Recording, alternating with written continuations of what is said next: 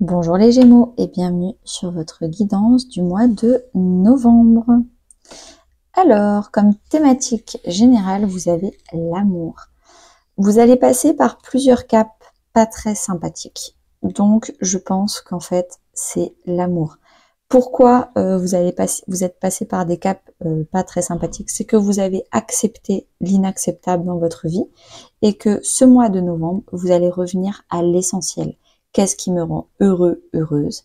Qu'est-ce qui est basé sur l'amour? Qu'est-ce qui est basé sur l'ego, la volonté de vouloir avoir raison, le dominant dominé, qui est dominant, qui est dominé, je veux être le plus fort, etc.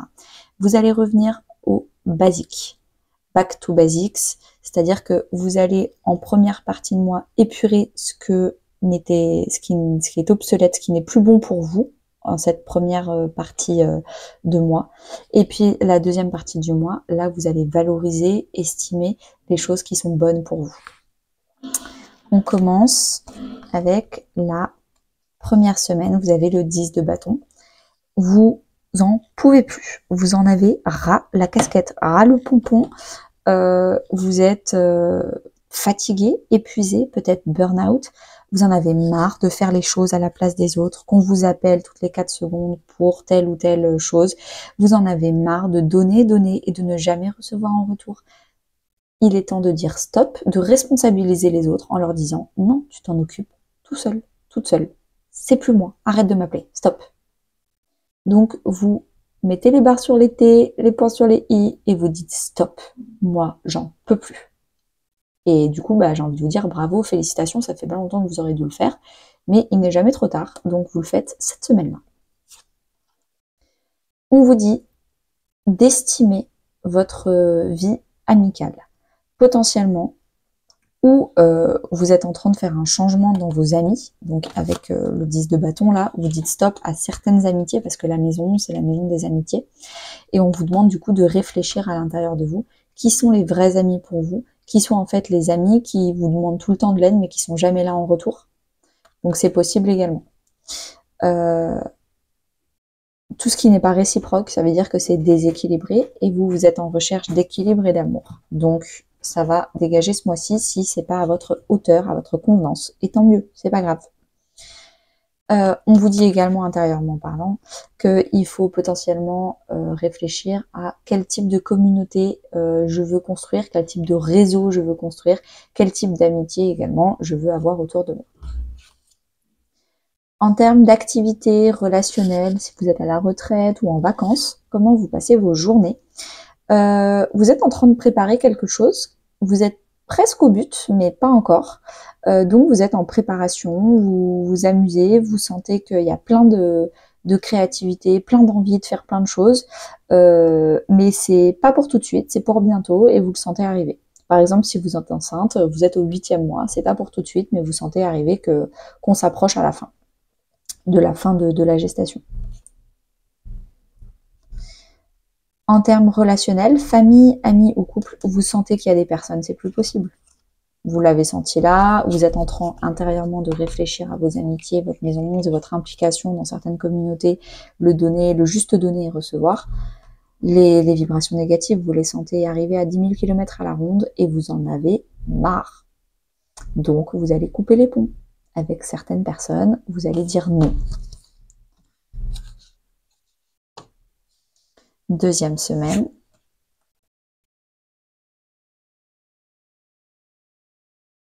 Deuxième semaine, du coup, les Gémeaux, vous êtes extrêmement blessés.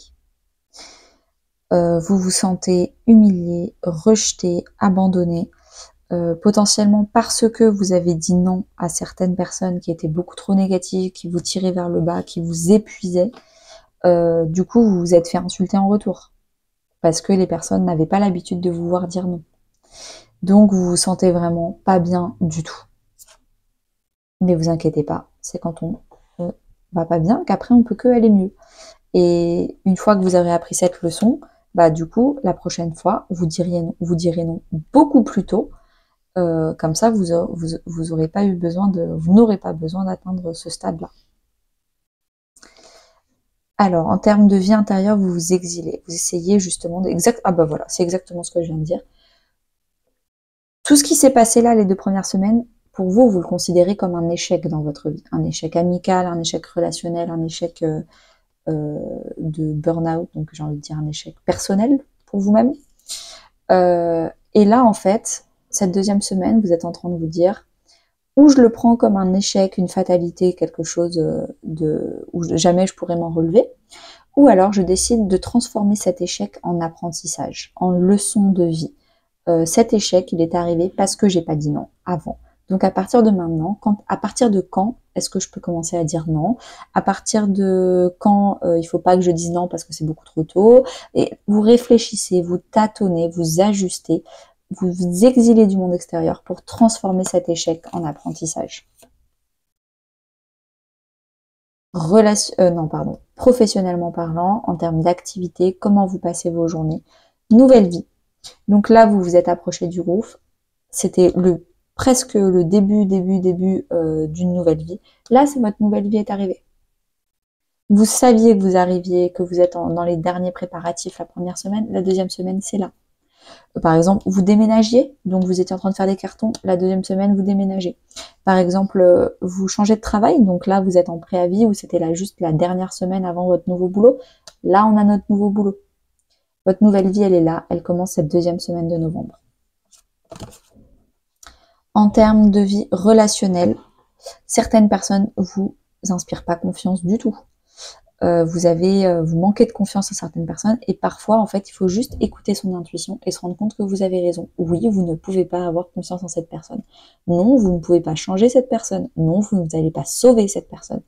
Parfois, c'est des personnes qui font partie du deuxième ou troisième cercle relationnel, mais pas du premier, parce que le premier cercle relationnel, c'est forcément des personnes en qui vous pouvez avoir 100% confiance. Et c'est pas grave de vous éloigner de certaines personnes et qu'elles passent au deuxième ou troisième cercle relationnel. Troisième semaine de novembre, les Gémeaux, vous avez la Lune. Donc potentiellement, vous êtes maman, donc félicitations. La Lune, c'est la mère. Donc quand je parlais de l'exemple de la femme enceinte.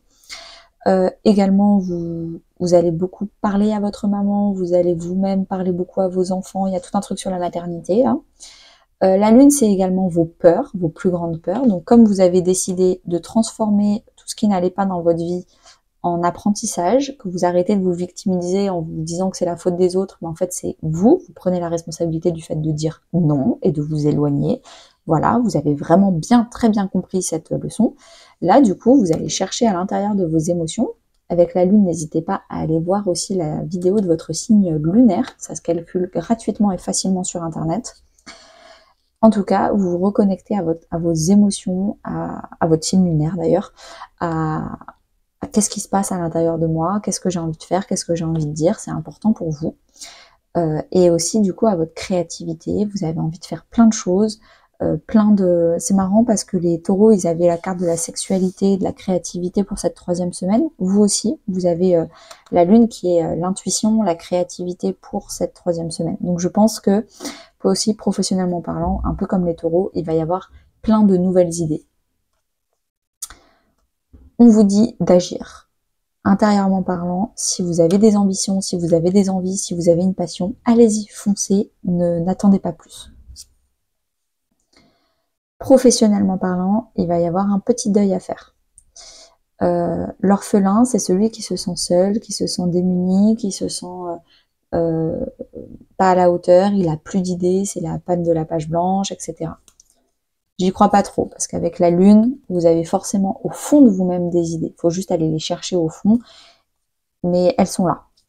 Donc je pense que potentiellement, vous changez de travail, vos anciens collègues vous manquent, vous avez plus de collègues, vous êtes passé en indépendant et le fait d'être seul, ça vous pèse.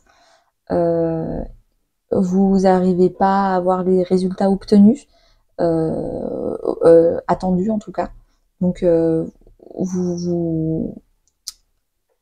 vous flagellez, on va dire, on va vous maltraiter parce que vous n'êtes pas à la hauteur. Va falloir mieux vous parler, va falloir ne pas rester seul, aller voir vos amis, votre famille, parler du fait que vous vous sentez seul. Il y a plein de groupes de freelance, de groupes Facebook, de groupes professionnels pour avoir des collègues autour de soi. Donc n'hésitez pas à communiquer et parler avec d'autres personnes qui font le même métier que vous pour savoir comment elles gèrent cette solitude dans votre vie. Si vous êtes retraité et que vous vous sentez seul, n'hésitez pas à aller voir des activités, des loisirs, des hobbies. Il y a des clubs qui seront ravis de vous voir arriver et de vous voir partager du temps avec vous. Relationnellement parlant, travail, non, pardon, n'importe quoi. Famille, amis ou couple, vous avez enfant intérieur. Donc je pense que, alors où vous pouvez passer du temps avec des enfants, ça vous fera beaucoup de bien, ou en fait on vous demande de passer du temps seul. Pourquoi? Pour passer du temps avec votre enfant intérieur. Votre enfant intérieur, c'est votre maison 1 en astrologie, c'est votre signe ascendant. Donc pareil, allez calculer votre signe ascendant. Qu'est-ce que votre enfant intérieur a vécu dans son enfance? Qu'est-ce qu'il a envie de vous dire? Pourquoi? Comment? C'est hyper important. Moi, je fais souvent des tirages à moi-même avec des cartes sur aujourd'hui, qu'est-ce que mon enfant intérieur a envie de me dire? Et j'utilise plus ou moins ces 4 jeux différents-là. D'ailleurs, tous les jeux, je vous les mets en description de la vidéo. Mais voilà. Il va falloir renouer le dialogue avec soi. On se sent seul quand on est déconnecté de soi-même. Donc là, on vous demande de vous reconnecter à vous-même et vous vous sentirez plus jamais seul. 4e et dernière semaine de novembre, les Gémeaux, Reine de Pentacle.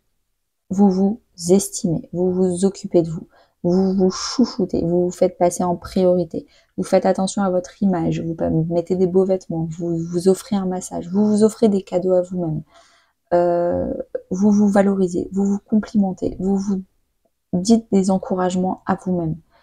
Vous avez compris. Vous avez compris cette leçon, que si vous étiez arrivé aussi bas en début de mois, c'était que votre faute et pas la faute des autres. Donc, mauvaise nouvelle, c'est pas la faute des autres, donc va falloir se responsabiliser et retrousser les manches. Bonne nouvelle, ça veut dire que c'est vous qui êtes acteur de votre vie et que vous avez pu, et vous avez même réussi en fin de mois, à sortir de cette victimisation et de ces blessures que vous vous infligez à vous-même en disant oui à tout et n'importe quoi. L'eau, à l'intérieur de vous, vous reconnectez à vos émotions. L'eau, c'est vraiment tout ce qui est intuition, émotionnel. Ça, je le sens, ça, je le sens pas. Cette personne-là, je la sens, cette personne-là, je la sens pas. Ça me fait trop plaisir. Alors, c'est totalement inutile, mais je vais quand même le faire. Parce que ça me fait plaisir. Que la vérité soit, professionnellement parlant, vous allez y voir très très clair. Qu'est-ce qui est fait pour moi? Qu'est-ce qui n'est pas fait pour moi? Pourquoi il y a des choses qui n'ont pas de résultat?